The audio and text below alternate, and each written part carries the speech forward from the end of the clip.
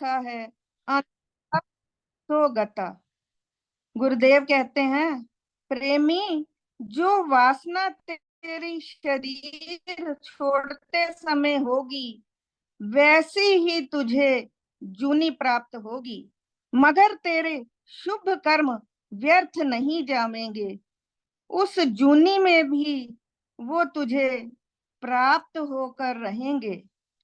मिसाल के तौर पर उदाहरण दे रहे हैं, जो जीव स्त्री पुरुष वगैरह मरते समय सतोगुणी वृत्ति में प्राण छोड़ता है, मगर उसके कर्म जिंदगी भर तमोगुणी रहे, तो वो मानुष जूनी लेकर भी महाचंडाल तथा हिंसक कर्म करने वाला आदमी बनेगा, यानी बहुत फरेबी और जल्लाद तबीयत का होगा। दूसरी मिसाल ये है कि अगर कोई पुरुष रजोगुणी अवस्था में मरता है, पर उसके सात्विक कर्म जीवन में ज्यादा से ज्यादा किए हुए हैं, तो वो पशु पंछी योनियों में जाकर अच्छे स्वभाव वाले सात्विक पंछी और जूनी में जन्म लेगा। वहां भी उसे उसके नेक कर्मों का फल सुख रूप उसको अवश्य प्राप्त होगा। अच्छे कर्मों का अगर है फल, तो उसको कर्मों का फल उसे सुख रूप में मिलेगा। जैसा कि बाज पशु पक्षी जानवरों की जूनी में होते हुए भी मानुष चित्त जैसे गुणों वाले होते हैं और बड़े नेक तथा उपकारी वृत्ति के सिद्ध होते हैं। अगर कोई तमोगुणी अवस्था में शरीर यानी प्राण छोड़ता है, तो जड़ जुनी पेड़ वगैरह की प्राप्ति होती है। सब तरह के महाराज जी ने तीनों तरह के उदाहरण दिए हैं। वो वहां रहकर अपने शुभ अशुभ कर्मों द्वारा लोगों को फायदा तथा नुकसान पहुंचाया करता है।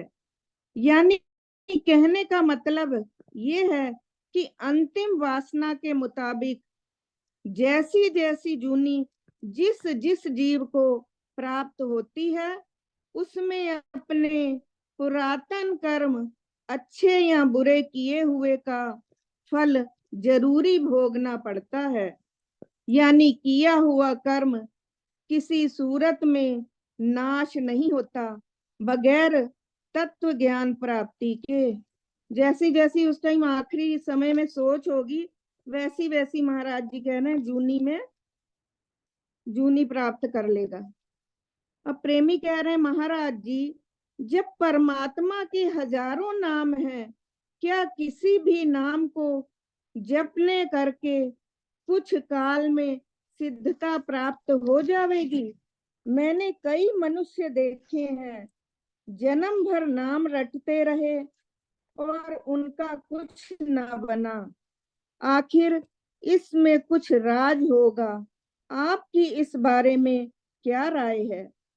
अब इसका उत्तर महाराज जी दे रहे हैं, सुनो प्रेमी जी, परमात्मा के नाम अनेक हैं और वो सब ठीक है, परंतु जो नाम किसी अनुभवी तथा कमाई किए हुए सत्पुरुष से प्राप्त होता है, वो ही असल में कुछ कमाई करने के बाद जैसा वो महापुरुष बतलाएगा कारगर होगा।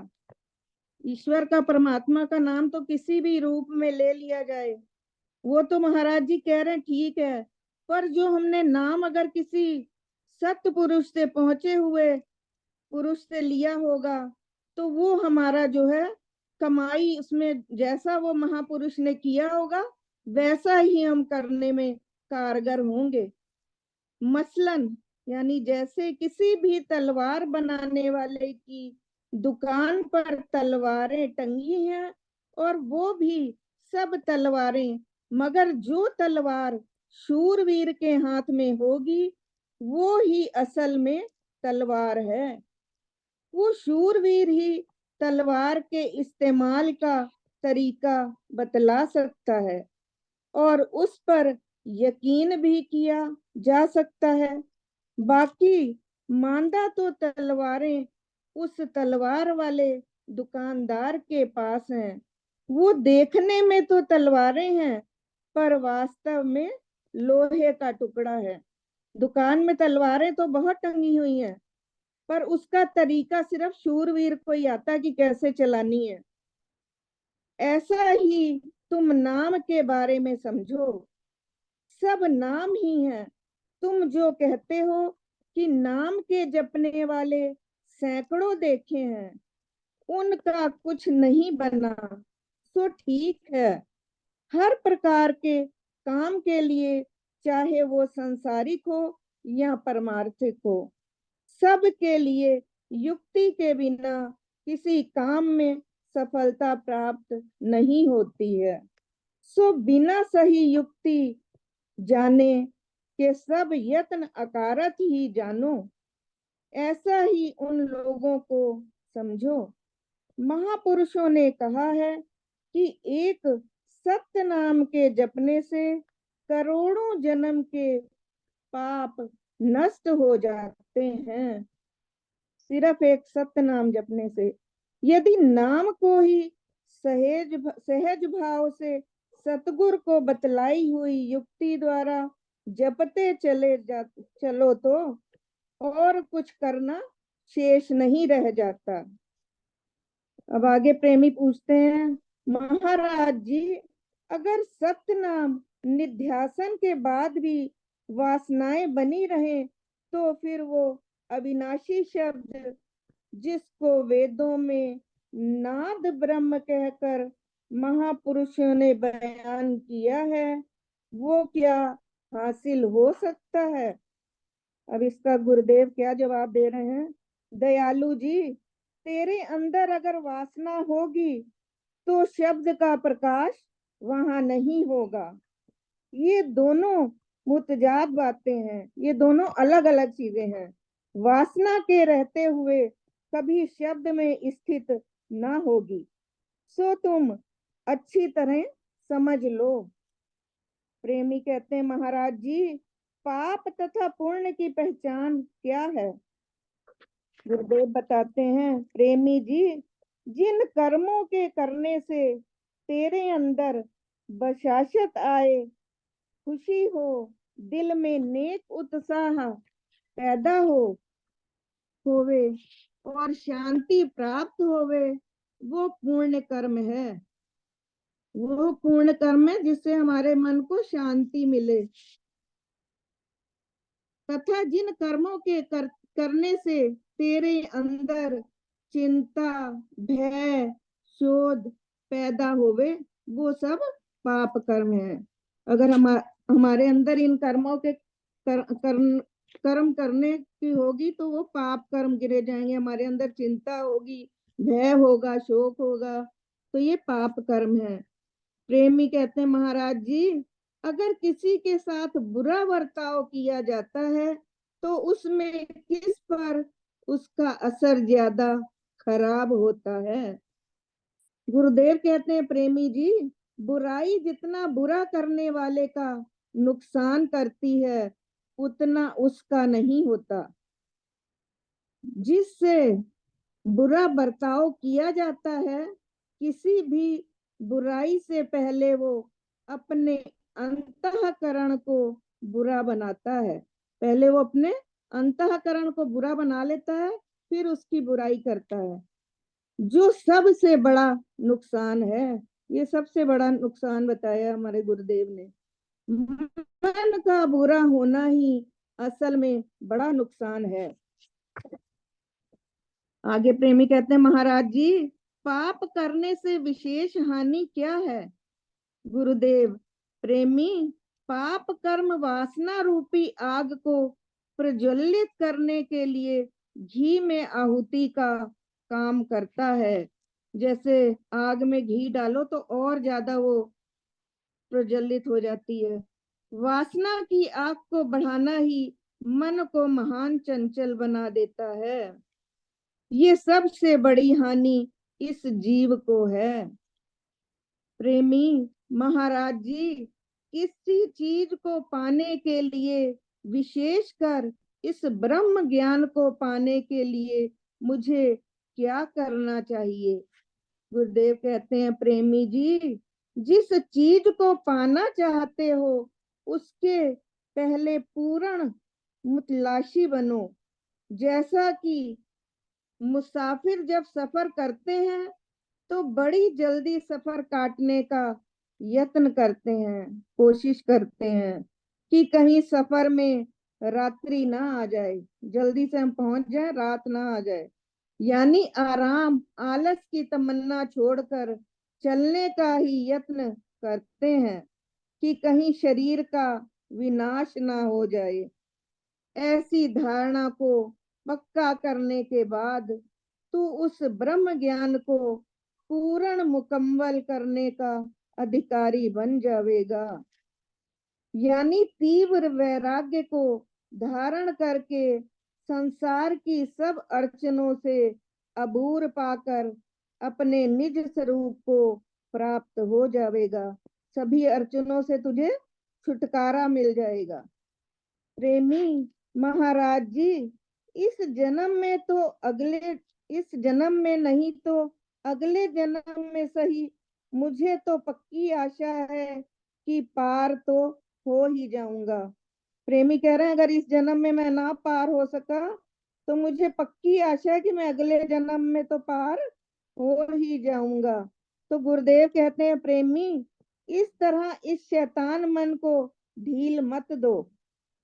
ऐसे अधीर हो जाओ कि कल नहीं, आज ही हमें कामिल गुरु की तलाश करनी चाहिए। ऐसी ढील देने से मन को शैतानी का रास्ता मिल जाएगा।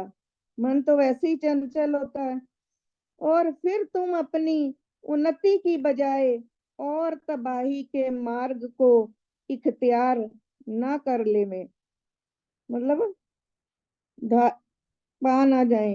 अगर ऐसे वैराग्य के समय में सही साधन प्राप्त हो जावे तो तब ही यत्न प्रयत्न करने से पूर्ण उद्धार को प्राप्त हो सकोगे।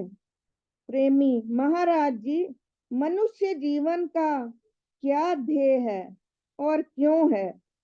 गुरुदेव कहते हैं, प्रेमी, मनुष्य जीवन का मकसद निर्भय शांति है। ऐसी खुशी जिसमें तब्दीली का डर ना हो, ना खुशी का ना गम का। ये तब ही हासिल हो सकती है जब जिस्म की तहकीकात करके इसके अंदर जो जीवन शक्ति है उससे मालूम किया जावे। इसकी खोज करके इसके अंदर जो जीवन शक्ति है उससे मालूम किया जाए।